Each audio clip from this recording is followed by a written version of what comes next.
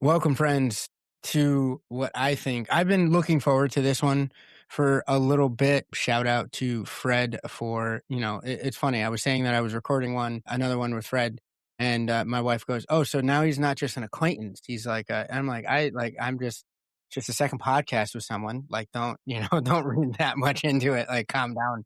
I like his vibe. He has great things to say. So, without further ado, joined today on the Mettle podcast, as always, by Alyson Laterman. Hey, thanks for having me and glad to be here. So our normal disclosure is that though I'm a lawyer and I'm joined by two cybersecurity experts, we are not your lawyer or cybersecurity experts for the purpose of the podcast. That being said, we're going to share with you our knowledge, our wisdom, our well-worn experience, or well-earned experience, either way. That way you can make decisions that, help you with your life and your business and your choices. So we try to keep it real, human, and practical, complete with our flubs. So we are happy to have you all join us. And Fred, we are excited to have you here with us today. Thank you, Omar. Thank you, Alyson. It's great to be here today. So tell us a little bit about your background and what made you say, you know what, this is the podcast I want to join Omar on next. Just because of Omar. Look at him. No, Thank you. I'll take it. We got a chance to meet, and no, that was almost obvious to me. I wanted to be part of this adventure. But yeah, to give a bit of background context on me, born and raised in France. That's where the accent comes from. I like to put it out there right away. Spent a lot of time in my career, of course, in security. Most of the time in security and in privacy. Graduated like maybe almost 20 years ago. Graduated pretty late. I graduated, I was 25 because I was trying to find my way. I was trying to find, okay, what do I want to study? I did a bachelor, master's. I did 1 year abroad. I did 1 year apprenticeship. Tried really to find my way. Then I figured out that there are bills to pay. So I needed an actual job. But I still didn't know what I really wanted to do. So I was like, well, let's go in consulting because it's kind of an extension of school. You get to see a lot of different industries, meet a lot of people, watch different companies, contexts, and learn more. So yeah, I joined these consulting firms, and I say firms with an S because I jumped a little bit around. I ended up staying for a total of 10 years with starting with, audit. You start with audit and then consulting in IT, consulting in business, IT risk. Little by little, figured out that risk was really what I wanted to do.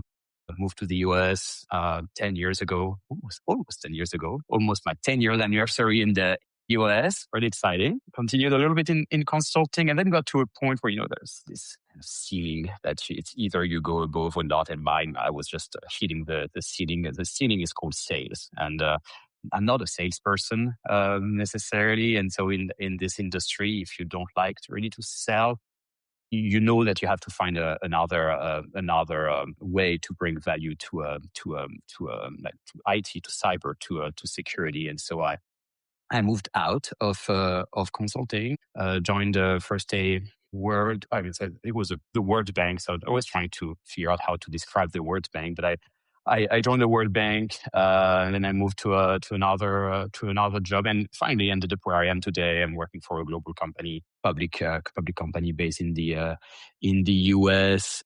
So spent some time in a startup, continuing, doing a lot of different things, seeing a lot of different topics, different industries, healthcare, consumer products, really a bit of everything, exploring adjacent, I would say, fields across security. So privacy, threat vulnerability management, AI governance, of course, with Omar.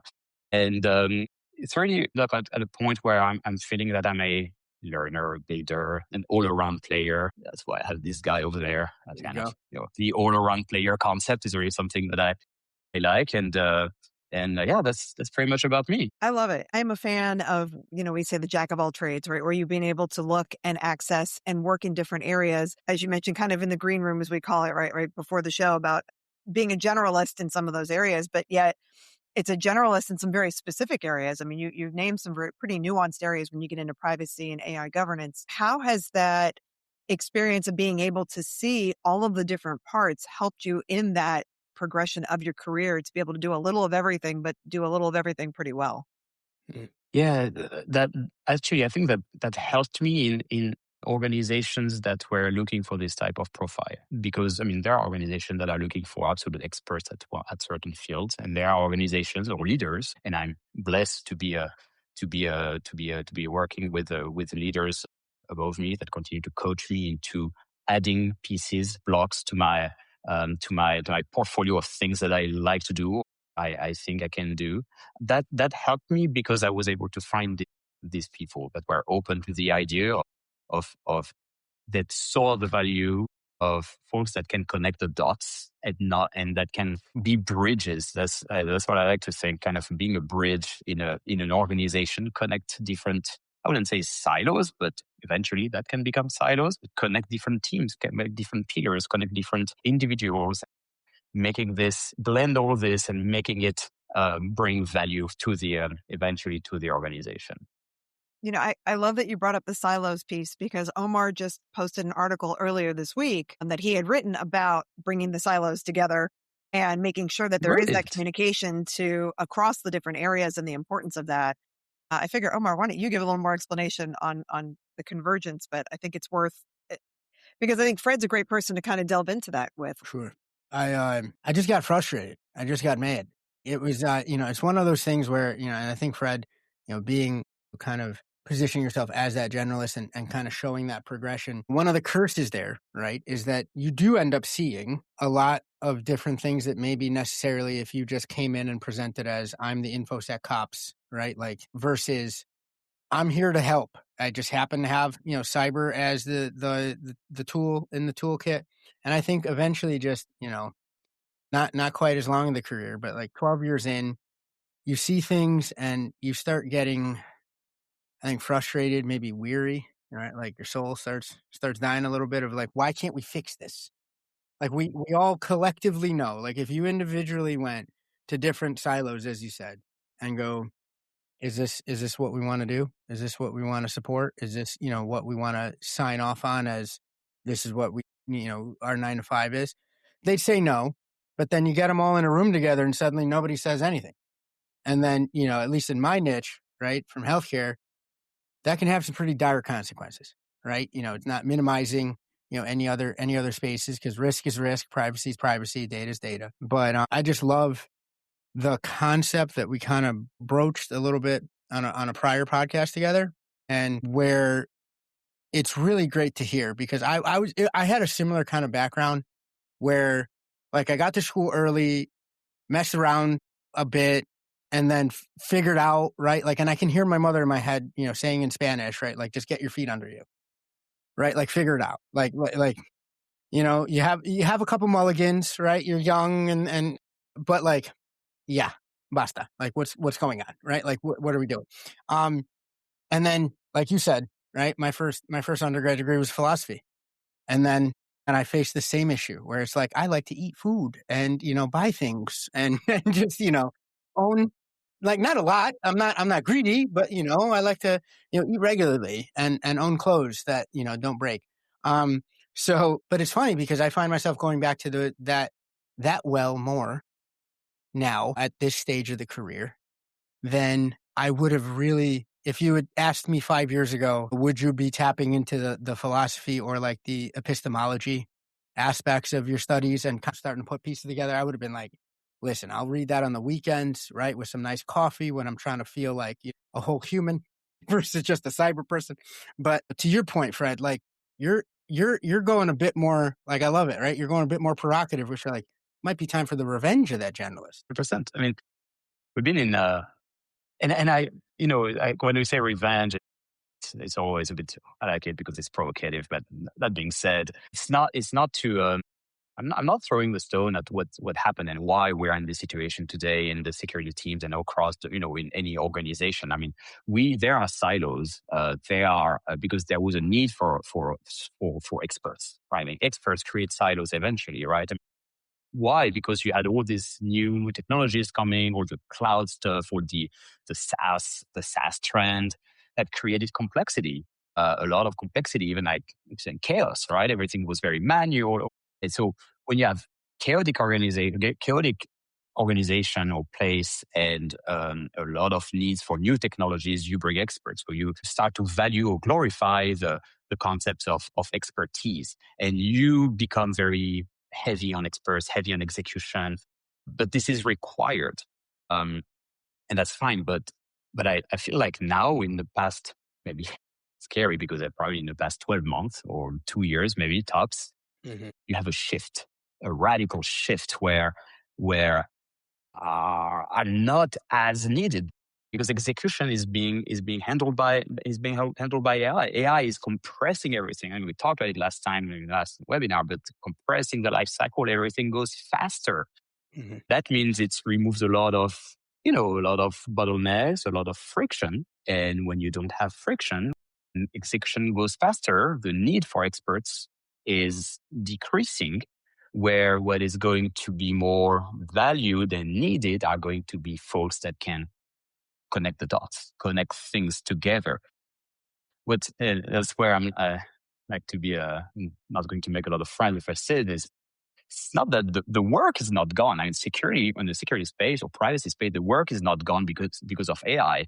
The easy part of the work is gone because it's been automated. And that brings, this revenge the revenge of the generalist. The generalist is back because we need these profiles. We need these folks that can think and that can make decisions based on whatever execution is being automated. For me, it's a matter of, I think, straight away finally saying that we need more systems thinking. We need more folks, like you said, connect the dots, take a step back. I've heard it's been a recurring theme in meetings here where the pace has gotten faster, but then what's more valued is a broader set of eyes where, in this meeting, but also in that meeting, and connecting those two and saying, wait a second, I'm only going to be able to ask this type of question, whether it's from a program side, whether it's sequencing, right? That has its place for sure. But then also even just, is something we're doing here going to either impede or even contradict something that we're doing in this other silo? And are we going to pay for it? And is everyone going to cry when we then have to crash and rip it out and redo it, and sew it back together as it should have been initially? And I just think that what I'm facing is trying to balance that just with time and being able to, because it's still at this point, as much as I try to really talk to Claude a bunch, but I haven't been able to say, the one thing, right, that I read the other day was, meetings are becoming like more important now because you can't, that's the one place AI can't quite, you can't quite automate it, right? Where you're selling ideas, telling stories, pitching ideas, right? But it's that, like you said, it's getting rid of the easy stuff, but then it just seems like there's more hard stuff to do. Like there's tons of hard stuff to still get after. And one of the hard stuff is making decisions. Yeah. And owning the decision. So that's where, I think today it's not just generalist versus specialist because it's a little bit black and white debate, but it's also being a generalist that can make a decision, because AI is not going to should not make a decision for us. It should support. And then we make a decision based on input, and we own the decision. We're responsible for the decision. And we don't finger point, it's not me, it's AI. Because this is, and we see this everywhere. I see this even in different, in my day-to-day job. Sometimes I see it. I see folks not pointing at AI, but pointing at others, or pointing at if you work with a vendor, and it's like, it's not me, the vendor. Well, dude, vendor is not making decisions. The vendor is providing expertise, providing services. You end up being accountable for whatever under your umbrella is going to happen. But the concept that's where it's also, I think all this, that's funny because I didn't see that coming, honestly, when I was reflecting on this maybe 6 months ago, that it was going to put a spotlight, actually a positive spotlight on the leaders that have the courage to own and to be responsible and to be accountable for the decision they're making. And on top of that, of course, because it's easier. You're in a better position, at least, to make a decision when you're a generalist. So again, back to this, but that's not the meat of this is not necessarily the fact that you're a generalist or you're a specialist. The meat of it is really, are you able to own, and to be accountable for the decision that you're making. That the accountability is what's been missing in a lot of respectful professions all the way around. I mean, that's one of the biggest issues, even in execution of, allowing AI to go kind of unfettered without building the governance later and those types of things. Accountability has been last on the charts. And we're seeing it even in courts as it plays out in how lawyers are using it, using AI, and who's taking accountability for the errors or not.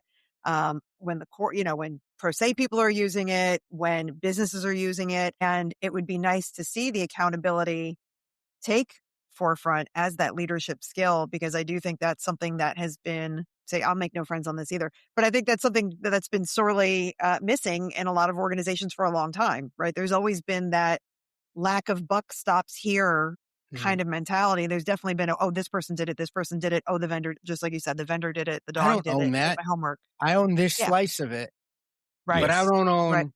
like, wait a second, hold on now. And it's just, I've been on too many threads and too many meetings. And then that's what I think killed, like, for me personally, that's what killed me. Cause then, you're on the meeting and you're like, listen, nothing's getting done here. Cause you can just tell from like maybe the first 5 minutes where everyone came in with their, well, that's not me, that's so-and-so. And it just always happens to be the person that wasn't invited, right? That poor soul that we just, we invited 15 people. But the 16th is really, that's the person that should own the solution. And you're like, wait a second, and meanwhile, what kills me then is that then customers are going, internal or external, what have you, whoever you're beholden to deliver for. That's right. Are going, what are we doing? Right. And so like to Fred's point, getting the shared responsibility thing, Fred, came to mind because like I've been wrestling with, and my answer to a lot of this, well, that's not us, has been, I want to get your take on this, has been, well, who's doing the comms when it goes bad? Are you going to rely on third, fourth, fifth party that nobody associates with the services we're providing? Or are they going to wonder and ask us what the heck we allowed to happen? In your heart, you're siding with they're going to come to us, then maybe we should examine the type of governance we have around the workflow. And that's where coming back to the basics is absolutely critical today as we're bringing very sophisticated technology. It just highlights even more how we need to have our foundations right. Yes. What you're mentioning is exactly it. Who communicates? Well, that should be defined. And you need to have all the policies, procedures, directives, whatever you call it in your org that are going to define this. You have to have this paragraph about roles and responsibilities. Everything needs to be actionable. You don't want a policy that is 15 pages long because no one's going to read it. Make it. Not even the people that write it, Fred. Like, I want to say, like, if you're putting out a 15-pager, you've read it twice because you just want to get done with it. You're like, I hope nobody calls me out on it. And then 2 weeks later, you have somebody go, what's this say? Can I do this? And I was like, oh. That's because AI wrote it. Yes, 1,000% correct. You start seeing, you're like, wait a second, why does it say the organization? Hold on. You just see like some weird phrasing. And you're like, that's usually for me, for third-party risk vetting, that's one of my like internal red flags. Like I'll start paying more attention when I start reading this and I'm just like, nobody actually wrote this. A good old RACI chart is very often, it's funny because in a way it's kind of counterintuitive because you want to create emulation, you want to create, I love when you said shared responsibility. You want to create this, and to do this, you need something extremely square, extremely rigid, which is a RACI. I mean, you can make a RACI flexible, fine, but it's more and more needed. The concept of shared responsibility will work only if you still define who is responsible, accountable for what. I don't talk about consulting and inform. That's important, but that's not critical when there are decisions that need to be made.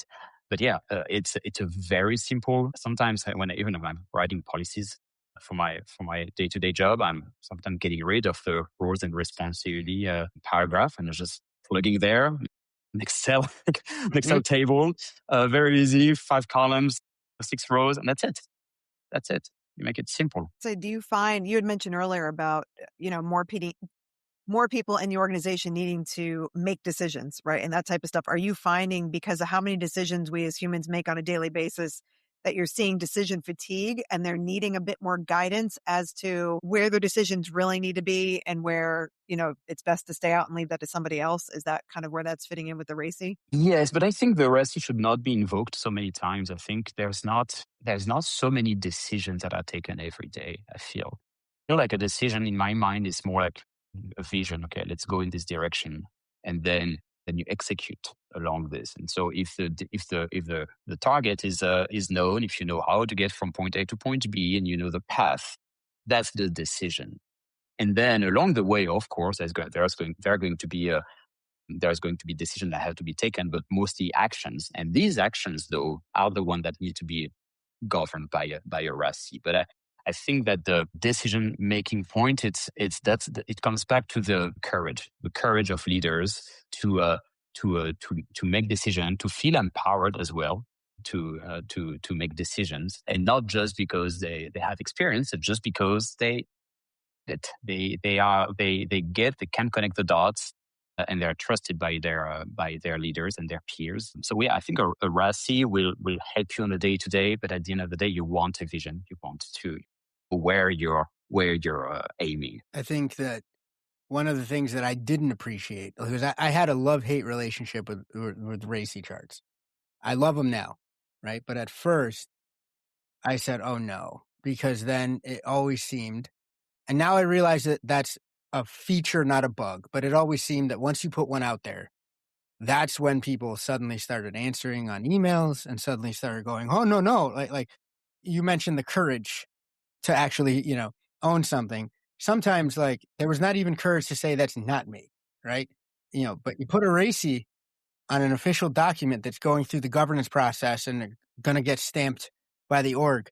Suddenly folks find their voice and they go, hold on a second, what are you talking about? But I've come to actually enjoy that process now, because then those conversations are where truly, as you said, Fred, everyone comes to those collective decisions. You say, listen, this is where we want to go. This is truly, you may have an idea for what the document is going to govern, and you'll get 9/10 of the way there. You'll put the RACI, you'll click the RACI at the bottom, and then suddenly everyone goes, hold on. Like, I didn't know this thing was saying that, Omar. Like, what, hold it, you're trying to sneak that one by. But then, before I'd go, oh no, there goes my deadline.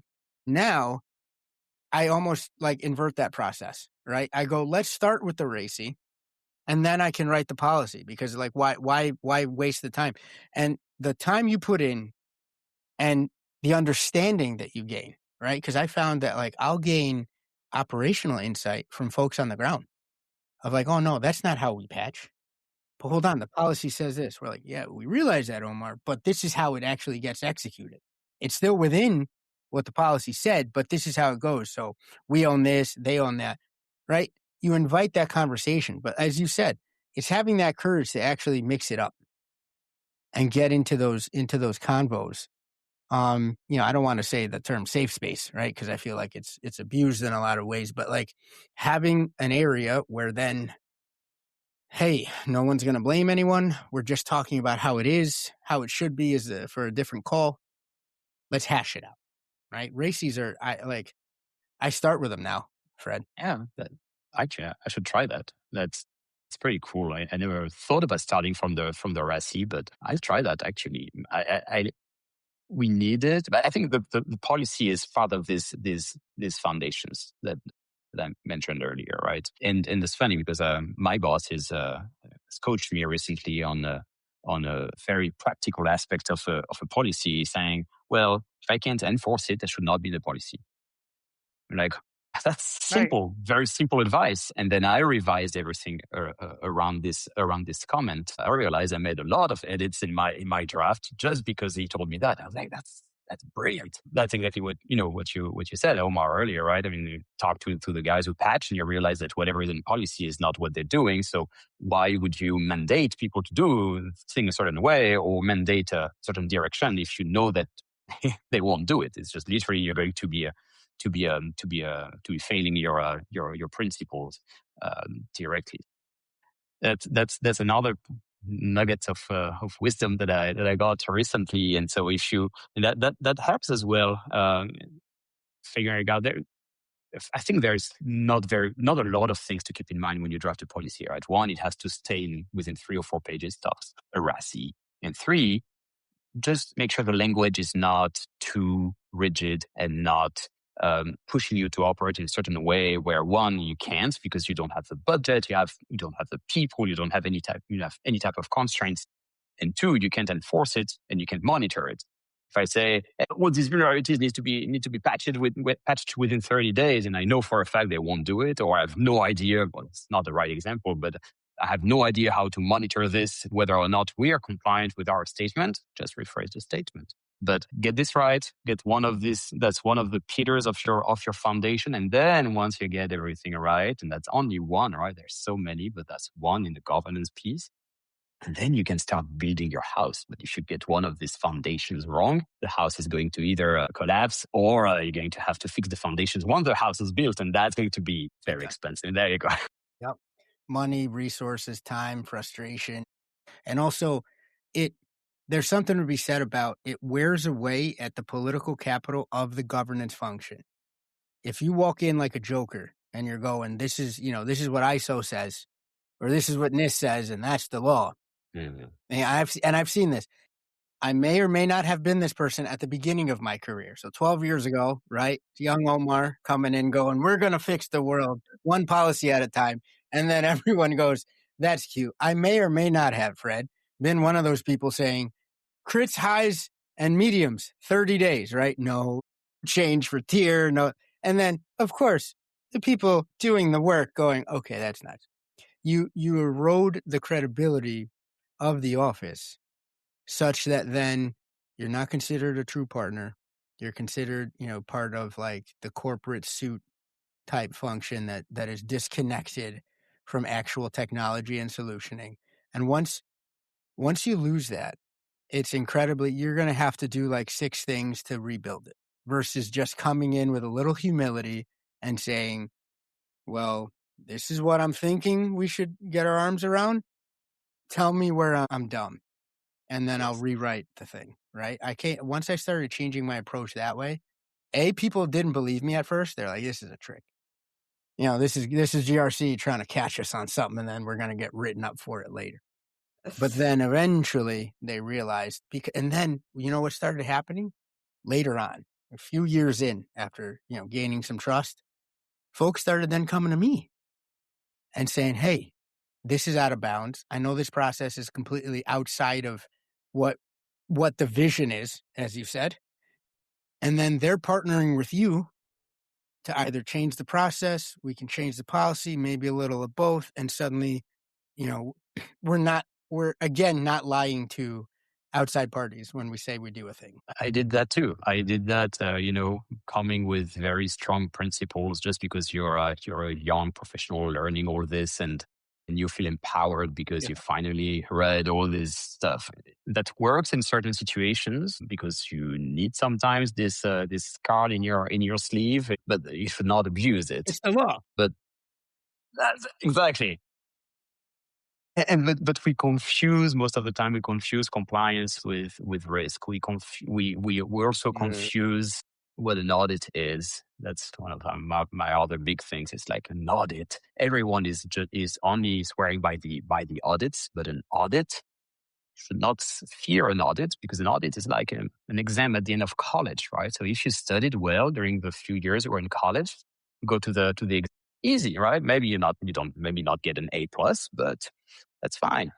Audit, same thing, right? If you do the things well in the first place, if you follow your policies, your procedures, if you identify the right risks, we have the right controls in front of that, and you operate in accordance with your risk tolerance, risk appetite, should not fear. Well, at least you can have conversation with your auditors. You can diverge. You can not have the same opinion, but you're able to, whatever decision you make is defensible. And I think it comes back to this notion of risk, right? That's where, and I think that's one of the benefits I've found from working in these big 4 companies. Like, I grew as a risk professional, and I always had in the back of my head, and probably because I heard that hundreds of times when I was a young junior or senior, is okay, what's the risk?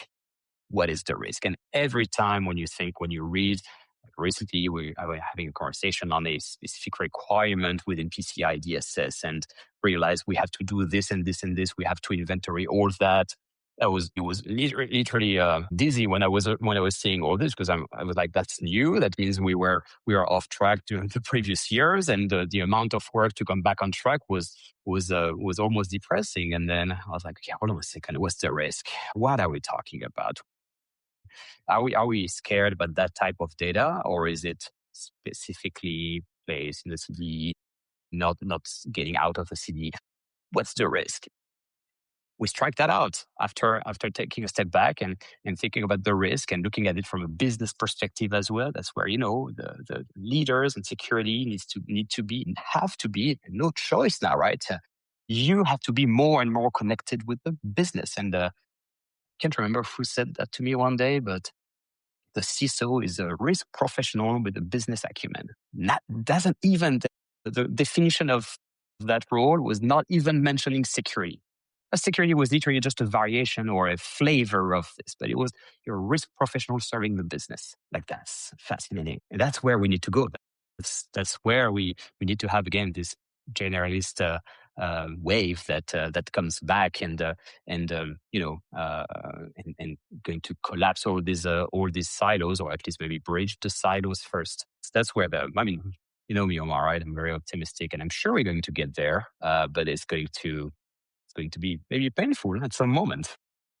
I think it's going to necessitate, again, good stories, right? And good storytelling, where you're going to have to see that the approach that's more business forward is the one that wins, or the one that has a bigger seat at the table or a stronger voice in conversations, right? When, and I'll be completely, honest that, speaking of mentors, right? You have a great boss that coached you, same on my side. And one of the things that, like, I'm telling you, I'll hear the voice and the way he says it and the way he cocks his head when I'm writing a business case. So what?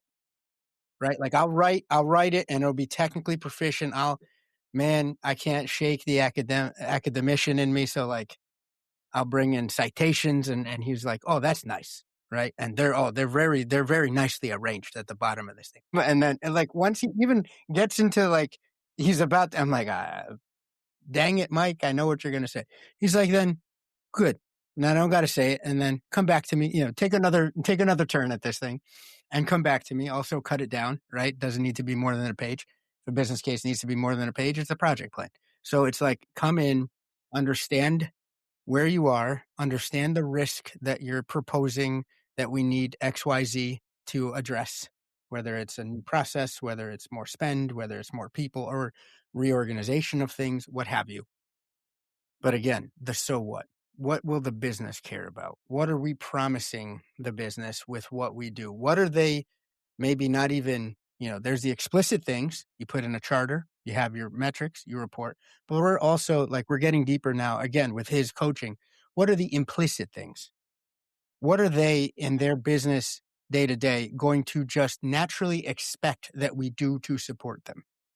Right. And then, we fired back a little bit with, like, hey man, we're not psychics, but he goes, listen, if you're in tune with the business and you're aligned with what we're supporting, you might not develop psychic powers, but you can see around a corner a little bit.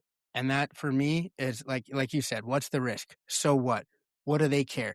Like, bringing it back. And again, not cyber related. It's not necessarily like, I have, like, amazing, wild technical chops. It's, what are we doing for the business? How are we supporting it? What are we investing to buy down what amount of risk? And then present it. Exactly. It's the why. It's following the risk appetite of an organization is defined up there, right? It's defined by the board, by the C-suite. Say, hey, we tolerate this. We won't tolerate this. It kind of gives you where the balance should strike. Mm-hmm. And we as security professionals need to abide by that, follow this direction, as would the finance team would do, the HR teams would do. All of the different departments in the organization need to follow this North Star that is defined up there, that is the risk appetite. If it's not defined, that's that's a governance issue. Yeah. And that's where you can walk into some things, and it's funny because like I'm still finding, and I think it's a maturity thing for our profession, where for some reason there's no, that's not, we're special. Like we're, the tech is so crazy, and it's,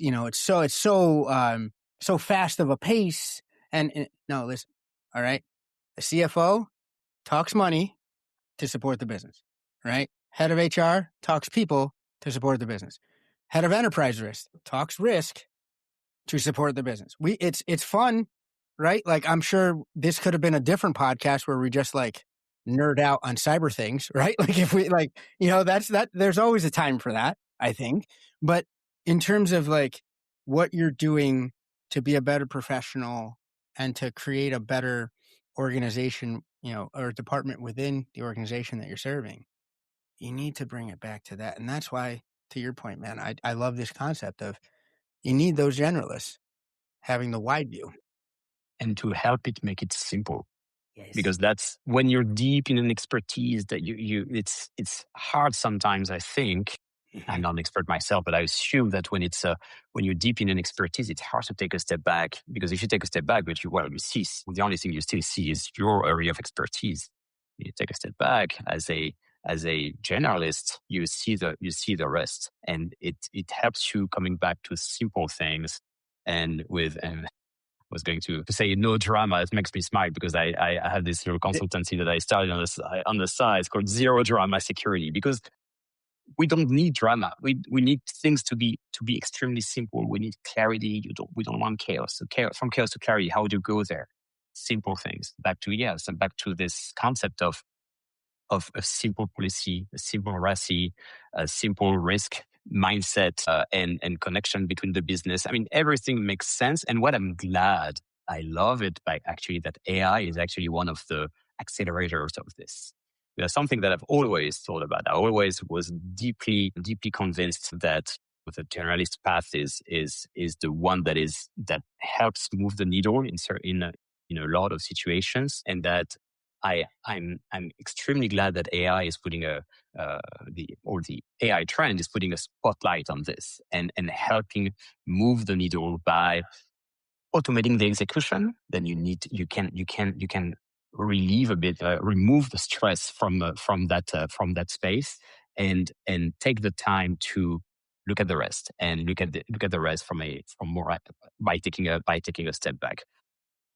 I was scared at the beginning of AI. I mean, the beginning, I don't know if there is a beginning, but maybe like a year or 18 months ago, I was seeing, we were talking about this just before starting the recording, but you never know if it's going to give more assets to certain people, to certain organization. But I think it's, now I look at it now, it's revealing companies that have not been operating the right way for some time and were able to hide in plain sight.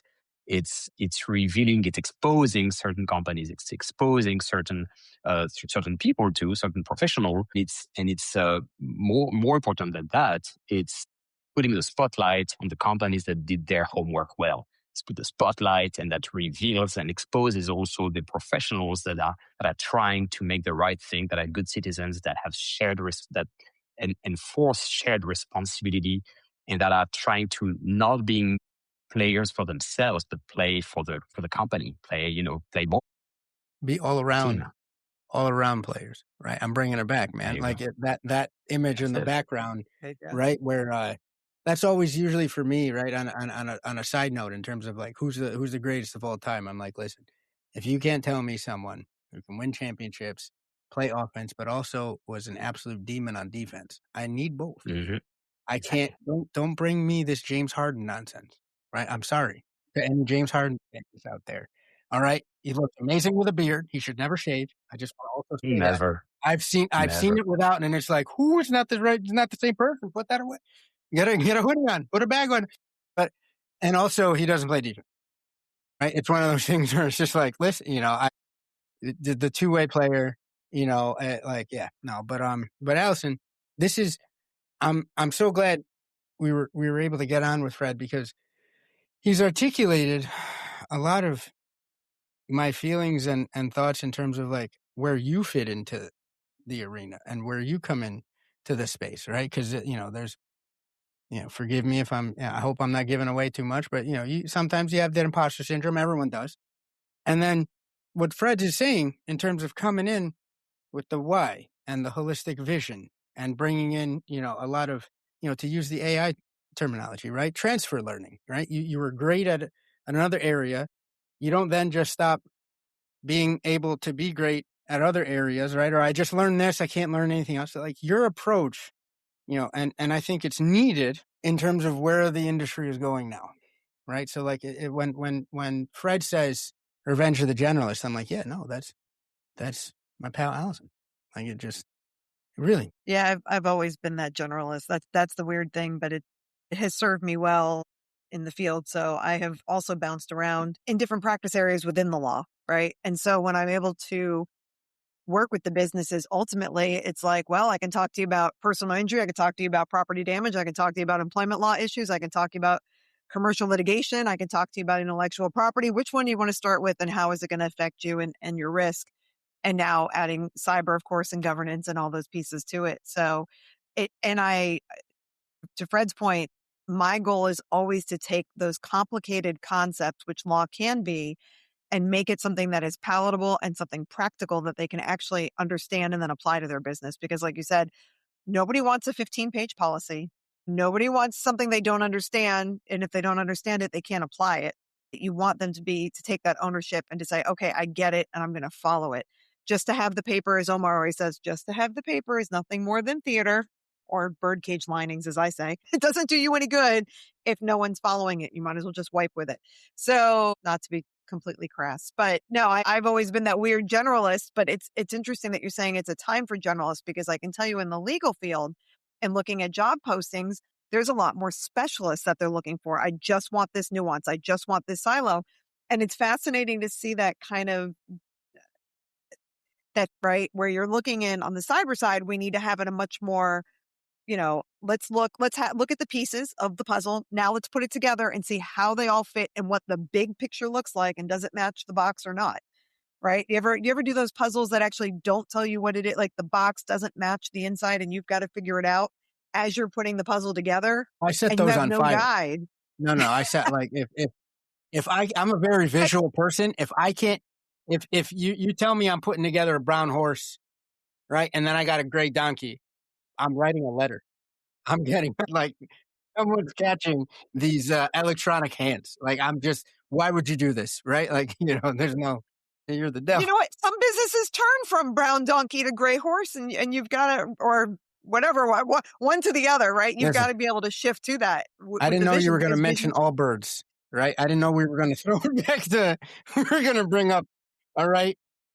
I'm glad I never spent $800 on shoes, right? Like, just because I grew up poor and it was just like a moral thing for me in my heart. I don't know if I could ever, I love Jordan, but I never bought a pair just because I think I'm still scared. I feel even living in the suburbs now, I feel like if I put them on my feet, I'm going to get beat up. They're going to get taken because that's what happened in Queens where I grew up. It's like, you had Jordans on. Well, I'm following you home.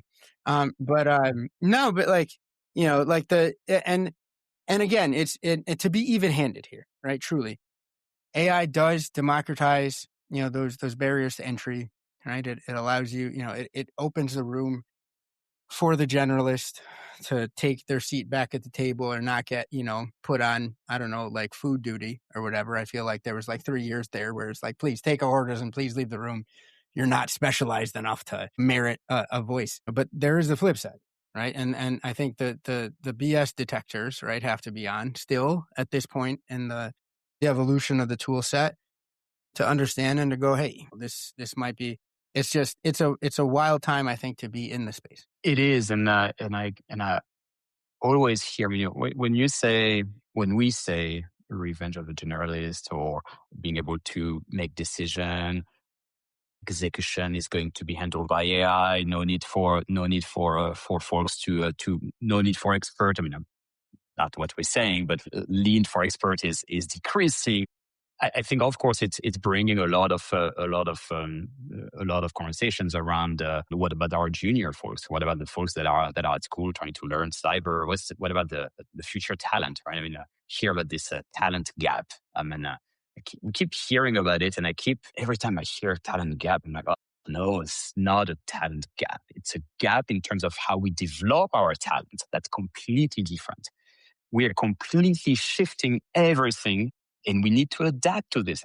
I'm optimistic, so I know we will adapt. It will be painful sometimes, but we will adapt. But we need to adapt from organizations, and I know I've been spending decade in this consulting, very hierarchical organization, like pyramidal organization. Every year is a junior 1, junior 2, junior 3, and so on. But that's over. It's over. It's not because we need to stop saying, well, it's not because you're going to be an operator. It's not because you're going to do the operational during 5 or 10 years that you earn the right to become a more tactical person and later a more strategic person. All of this is going away. It's completely antiquated.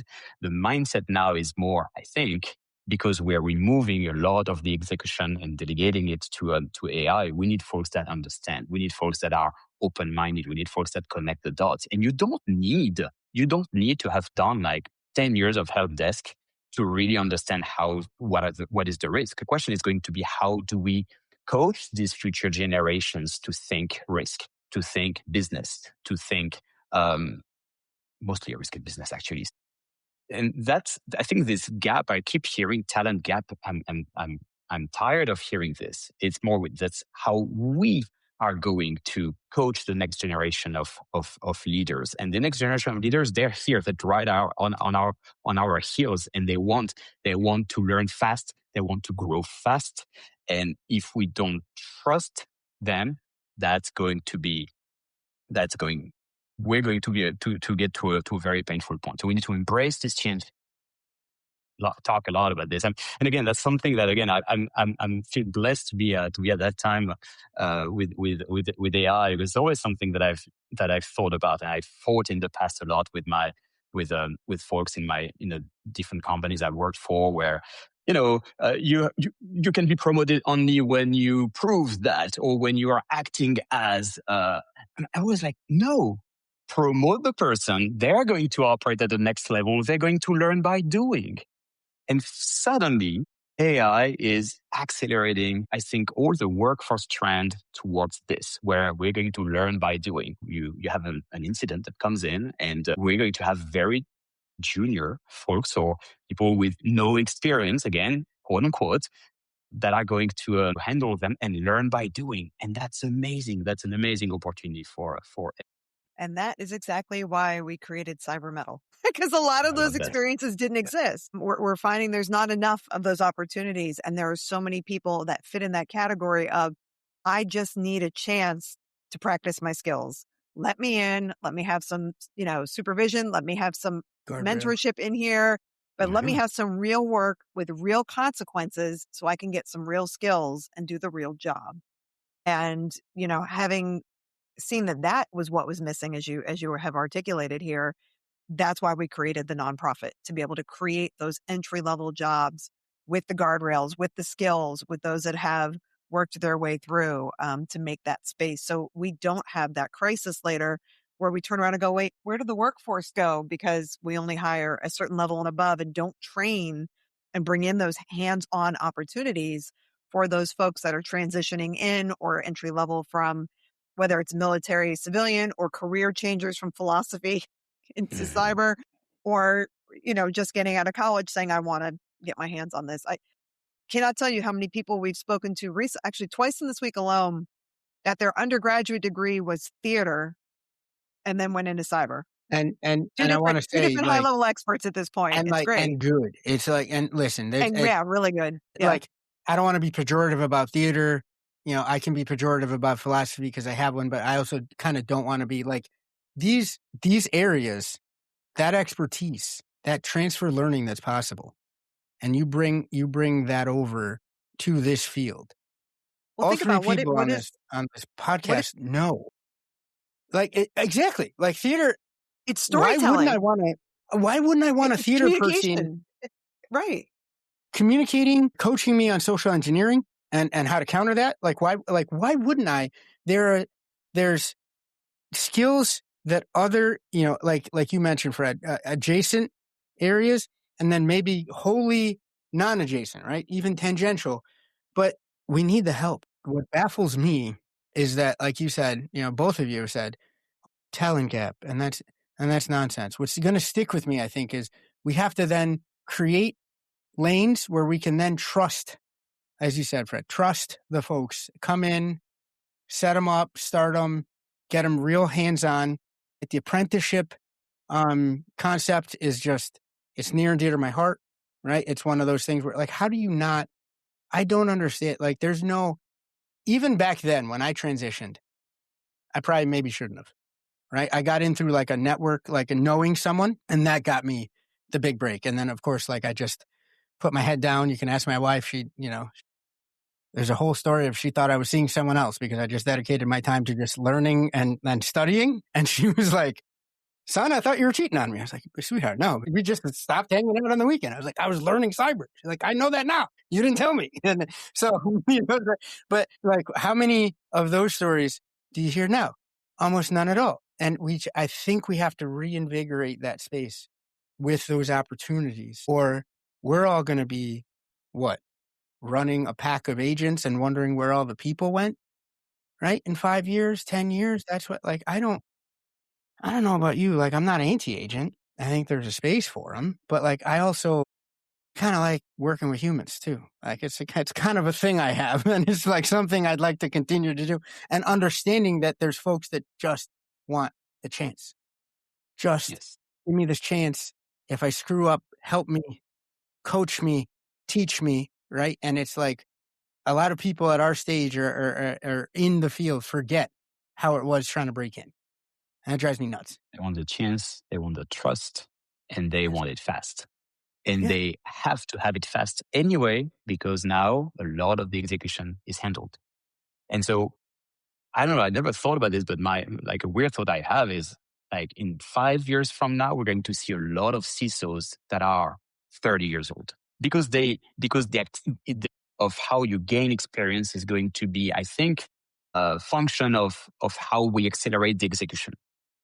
And they're going to learn even faster, and that's amazing. I feel like it's an amazing opportunity for everyone. And I see there are resistance, of course, right? Because there is the before and the after. And I know it's a natural instinct to try to preserve something that works. 10 years of help desk before you can be a manager or something. Let's cut the crap. I mean, we need to go faster because everything goes faster, and we need to trust everyone, trust each other, and give everyone opportunities. It's not because we're going to try to preserve whatever worked well in the past, and that's pretty much why we might fail, actually. So we need to change this mindset drastically. I think there's probably no better place to put a pin in it, folks, because it's almost like we got a second wind and we reignited the discussion. I think anyone listening can tell that this is near and dear to all of our hearts. This because it's something we see and face every day. It's also somewhat of an existential thing, right? No hyperbole. It's like, if we don't get our arms around this, it could go sideways, and there could be a point of no return, at which point, like, who the heck are we hiring? Right. And I, for one, don't want to have to do it all. I don't want to, I just don't want to, or, here, these are all my agent friends that I work with. I made the joke the other day, right? Our holiday parties are going to be 3 people on some screens. Like, that's not like, I don't want to do that. I don't want to sing karaoke, right, with a robot. Like, it's not my bag. I'm not that. I like cyberpunk, but I'm not there yet, right? Where I just want to, sing with some replicants and Silence in the wear long stream jackets. just isn't the same by yourself and a robot. It's truly not the same. And trust me, every Saturday you can ask my wife, like, I try, right, to do the karaoke by myself, and it doesn't feel the same as when she joins in once every 6 times, right? And she's very long suffering, and I love her. But, Fred, thank you so much for joining us. We'll have your bio as well as, your links that you provided in the show notes. I just love this field because I get to talk to folks like you. Like, it's really cool. And you can ask Alyson. I think, like, any followership or quote unquote success that comes, on the heels of the podcast is awesome, right? Please keep listening. I don't want, I'm not saying like I'm just, I want to go in the woods and, get on a typewriter and, not talk to anyone. Primarily it's self-serving because again, it provides a platform to engage, with great minds in the field, like yourself. And so thank you so much for coming. Thank you, Omar. Thank you, Alyson. Thank you for the opportunity. That was a great conversation. Awesome. Thanks for joining us. Take care, everyone. And as always, until next time, keep it cyber metal. Take care.